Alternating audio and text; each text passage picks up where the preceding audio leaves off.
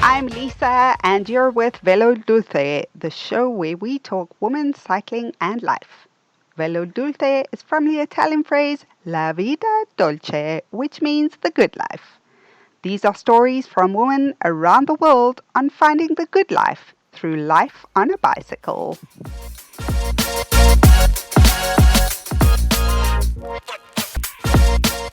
So, welcome everybody to the finale of Velo Dulce for the year.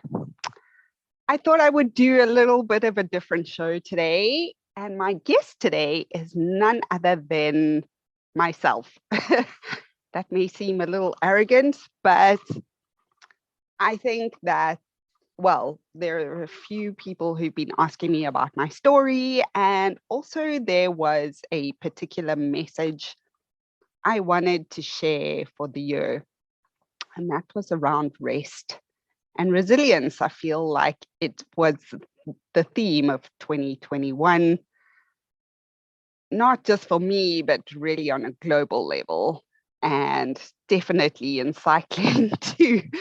So forgive me today, I will jump around a bit, but really it all ties into the theme of rest and resilience.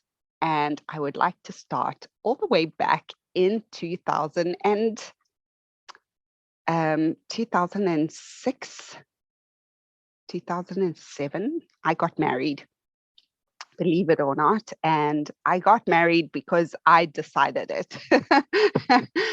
I think in my 20s, well, I was very much about making things happen. I will make this happen no matter what.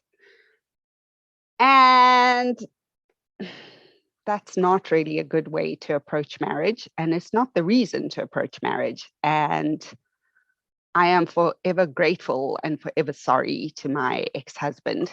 I had an affair in our marriage. And I think, I don't think I've really spoken about that, but I feel it's important. And I will share more why a little bit later, but I basically sabotaged my marriage. I had an affair. I wasn't in love with the person I had an affair with. I think, I think when at age 26, I thought marriage would change everything, but it didn't. And I took the easy way out. Well, I just didn't deal with it at all. And it was horrible. I mean, I would not wish what I did to my ex-husband on my worst enemy. And so we carry on in our lives. And after that, I really turned my attention to therapy, and I actually started the South African Soul Project, which was a charity designed to save South Africa. And that was in 2010 with a colleague of mine and a friend. And it was kind of over before it even started. It launched at the same time. All those of you from South Africa will know Lead SA. It launched at the same time. And in the week of launching, I was arrested for speeding and spent a night in jail and had to phone my father to bail me out. I had a car accident and it just felt like my life just turned upside down. Like I couldn't even find the ground underneath my feet. It was just a mess. And I ended up having to move out my home. I'd actually been working in marketing 2008, 2009, and in the beginning of 2010, I decided I would ride my mountain bike around Vietnam and Laos. And I did that. And when I got back, I didn't have a job. And I had to make a plan, and I started consulting marketing. And that was 2010, but I wasn't making a huge amount of money.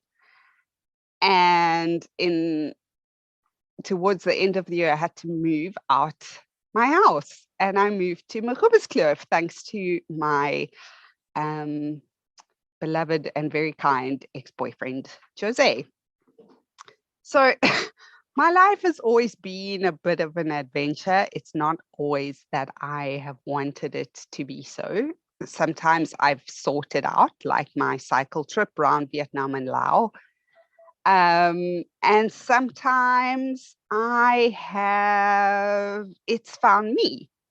So as I was saying, sometimes I've instigated adventure, and sometimes adventure has just found me. And everyone says to me, Lisa, your life is so adventurous. And you know what? Often I wish it was just a little less adventurous.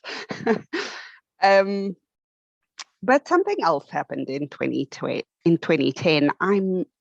My best friend's name is Nats, and she phoned me up. She wasn't my best friend then. We kind of knew each other, but not really that well. And she phoned me up out the blue one day, and she said, "Hey, I've got these entries for a 3-day race. Do you want to come along with me?"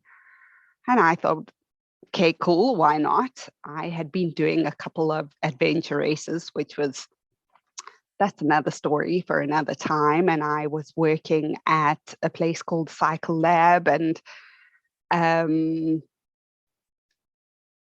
had been at university, and so I had kind of had a base of cycling, but those 3 days with Nats was just amazing.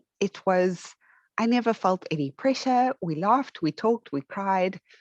And in the midst of the chaos of my life, it gave me a base. And I guess that's why I love cycling so much. It's a happy place. It's a place to share with friends. It's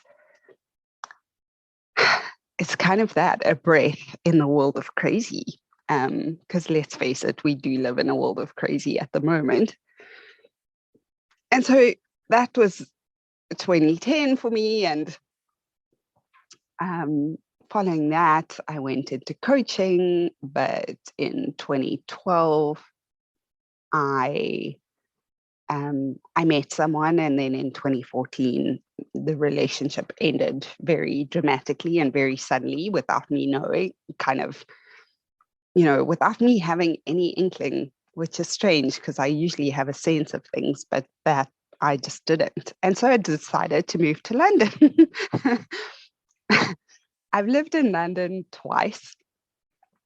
I now live in Spain. I used to live in South Africa. And so I've had this very, very adventurous life. And what people don't know about me is just how much I've craved kind of some sense of stability. And that's why I often think, don't judge someone's life by what you see on Instagram or the outside, because we're each battling with different things. And that's part of life. That's part of life. But I want to fast forward a bit to this year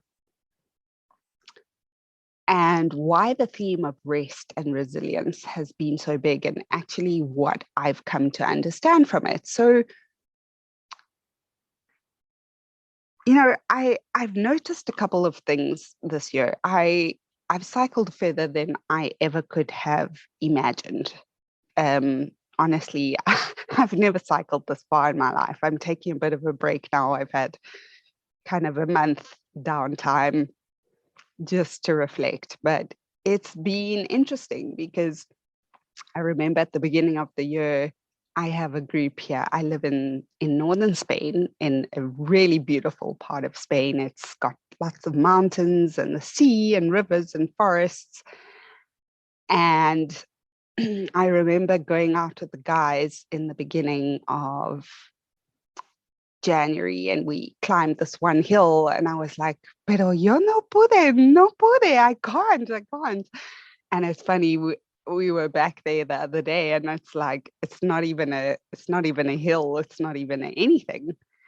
And it just showed me just how much um, we are all actually capable of.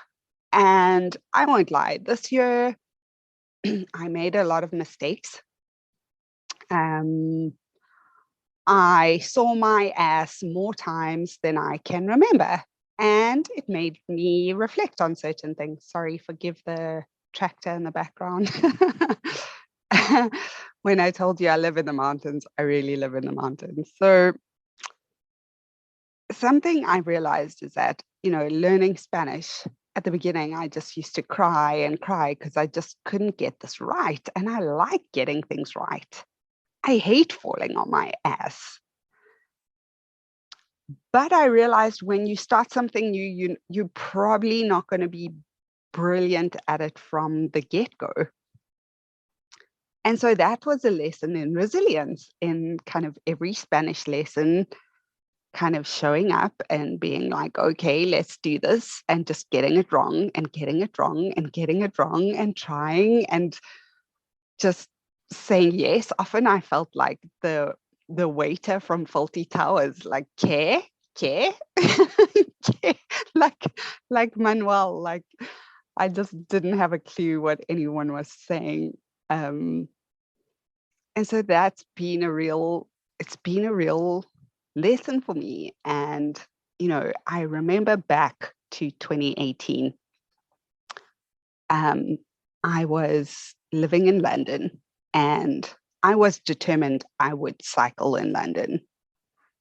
Despite the traffic, despite the weather, I was going to cycle in London. And besides, I had a pending trip to the Alps with some girlfriends of mine. And in London, I found London really tough. I found living in London really tough. And um, I guess I've seen my ass a lot of times in my life, maybe because I've tried more things than other people, and maybe because I've been extremely naive and often have jumped into things before actually, understanding what I was jumping into. Anyway, be that as it may, I was determined to train for the trip to the Alps. Well, London winter had other plans. I remember I signed up for this race, London to Brighton. And in order to get to the race, I had to cycle there because you couldn't take your bicycle on the bus. You couldn't take your bicycle on the underground, and the overground wasn't open yet at that time in the morning. And so I cycled to the start. Of course, it started drizzling on the way to the start, and the race started in the rain. And I just was miserable from the whole of London to Brighton. I was miserable. And then, and then you had to wait in the bus. There was a shuttle to come back to London, and I waited in the bus for about an hour and a half before we left. And then we got dropped back in London. And when they took my bike off the truck, I had a flat tire, of course. And so I had to call a Uber. So I got an Uber to the overground, and then I took the overground back to my apartment, and I had left home at about 6 a.m. and I got home at 6 p.m. And that was kind of it for me in cycling in London. Like, I'm not doing this anymore. And so if you're listening to this and you live in London and you cycle, hats off to you. So anyway, so we had this trip planned to the Alps, and I was super excited, but honestly, life had just taken the wind out of my sails. And I told the girls, listen, I'm not going to cycle. When we get to the Alps, I'll sit in the van, I'll support you guys, but I'm not going to cycle. Anyway, we got to the Alps. Nats said to me, listen, your stuff is here. Like, why don't you just try, like, ride a little, even if you ride for an hour? And I was like, okay, I'll ride for an hour. Well, of course, I got on the bike and I didn't get off until the end of the trip. And I must say, so all the girls were like, oh, what were you even talking about? And the thing is, it was a surprise to me. Like, I was like, what is this?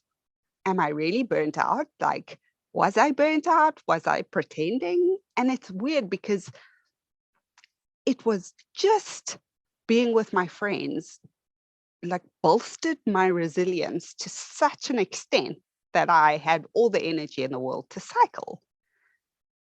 Was I as fit as I could have been? No, but I absolutely loved it. And the energy that all the girls gave me enabled me to continue on the ride. And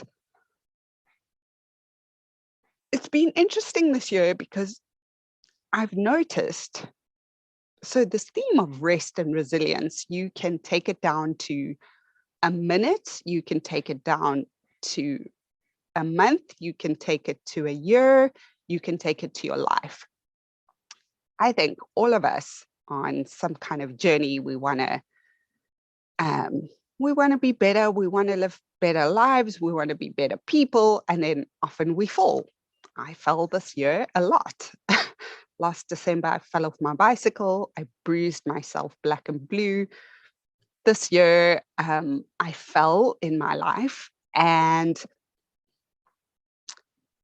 what I learned about resilience is not get back up, try again, get back up, try again. No, resilience is often like there is a moment of rest, and be it a cup of tea or be it a good night's sleep, or be it a couple of weeks or a holiday, whatever that rest period is, often we just rest. But I think the definition of insanity is if you get up and keep doing the same thing over and over again. You could be resting, but you just go back to what was before. And so I've really been reflecting on this theme a lot. And I think in the times that I've fallen this year, it was because there's something I had to realize, some kind of secret I've held deep inside of me that has kept me stuck. And the minute I've unlocked the secret, I've been able to kind of take that quantum leap forward. So I'll give you two examples. I'll give you a cycling example and I'll give you a life example. And the life example is the novel I wanted to write this year. I've always had a dream of living in some foreign European country and writing this novel. Well, be careful what you wish for, because you just might get it. And you will surely cry during the process. And so I found myself writing this novel, and the novel was taking shape, and I was feeling like, oh my goodness, I'm living my dreams. And then I sent the novel to the editor, and she was like, this needs to be changed, this needs to be changed, this needs to be changed. And it just broke me. It just broke me. Some things happened in my work, in marketing at the end of 2020 and at the beginning of 2021, which also kind of broke me, and I just felt broken. And it was like just sitting down and crying wasn't working. Sometimes you stub your toe, you cry, you get back up. But sometimes, like, if you just sit down and cry every day, like that's not a healthy space. And so I really had to realize some things. I had to forgive myself for not getting it right. And I had to look at what were the beliefs that I held inside that kind of kept recreating this pattern.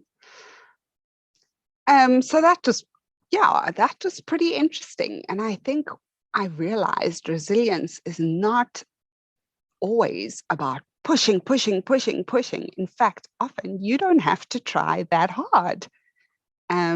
Things actually can be easy. I think, we love to suffer, and we have to hustle, and we have to try hard, and we have to make things happen. And I think that reminds me of Lisa, who was forcing her marriage to happen. and that it doesn't have to be like that. And often I think life is a lot easier and a lot harder than we think. And I think that if we tell the truth about things, which is actually pretty tough because we have to tell it to ourselves first, and face our fears, like the rest can be pretty easy. And that brings me to the cycling example. So my mates, I have a group of guys who I ride with. By the way, the oldest is 83. I've mentioned this a number of times on the podcast just because I'm so impressed. Just so impressed. So we decided to cycle so I live in Oviedo, and we decided to cycle to Covadonga, which is kind of a famous church, basilica, cathedral, and it's 170 Ks round trip. And I went with the guys, and on the way back, I was starting to get really, really tired, just like really tired. And I sucked a gel and it didn't help. Anyway, as it turns out, we stopped for lunch. And lunch was like a 3-course meal, as it is here. I mean, when something I really love about living here is these people know how to eat. So lunch was the 3-course meal. It also came with my favorite dessert, and one of the guys gave me his because he knew how much I love that dessert. And so I finished his dessert. So I got back on the bike feeling like actually pretty heavy, but all of a sudden I got lifted up. It was like the food wasn't just energy, it was like a magical push. And the cycle back home was so easy. And I just thought, wow, this is amazing. And so this theme of rest and resilience that I want to leave you with and want to share with you today, and that I felt was really important to share, is really around, is it that you have to push, push, push, push, push, or is it just that you have to show up? And I think that there's a difference.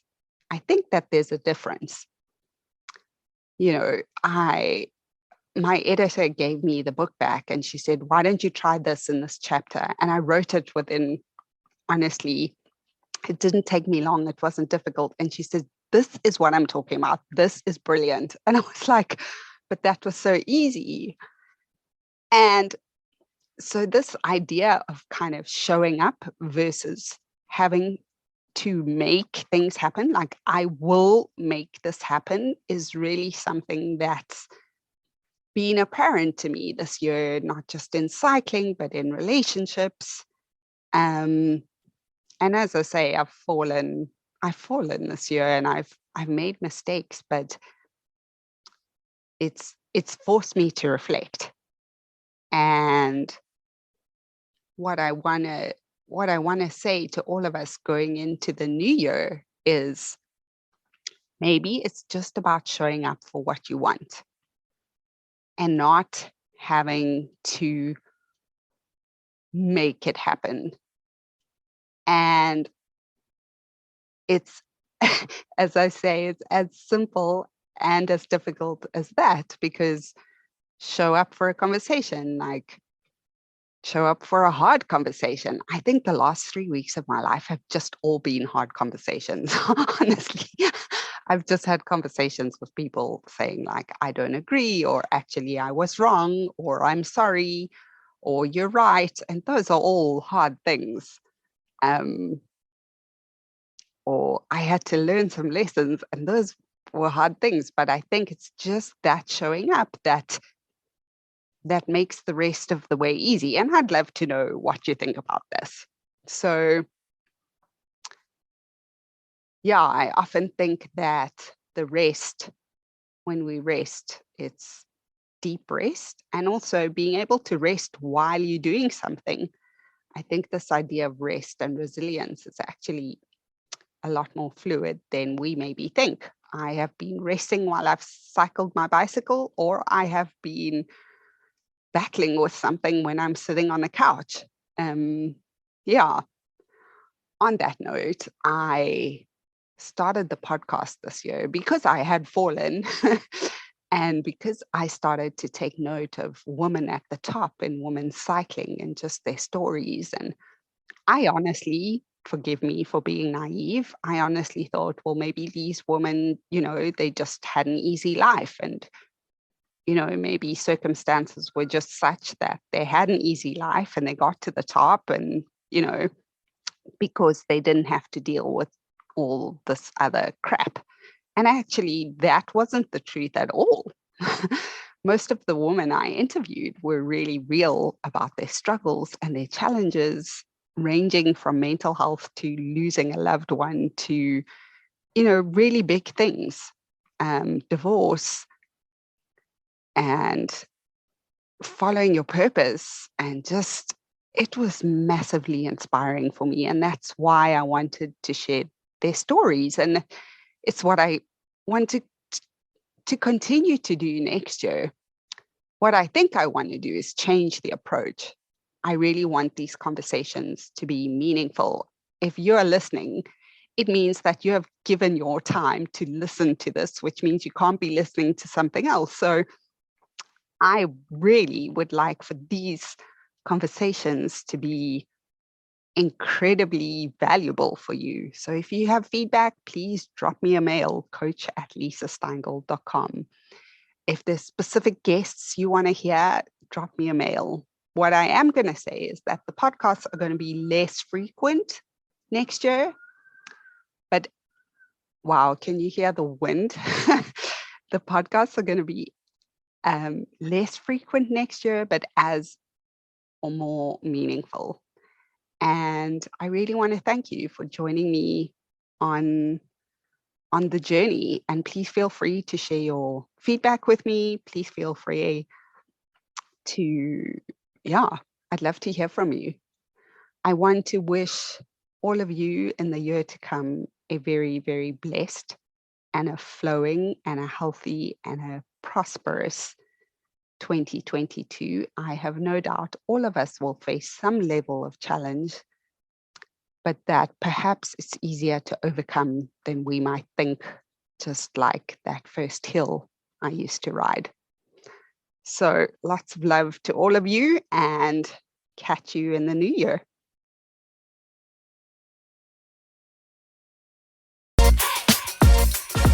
My name is Lisa, and thank you for joining me. You know what to do. Subscribe, please share with a friend. Most importantly, get on your bicycle, drag your mates, drink some coffee, and I will see you next week for another episode of Bella Dulce and the Good Life.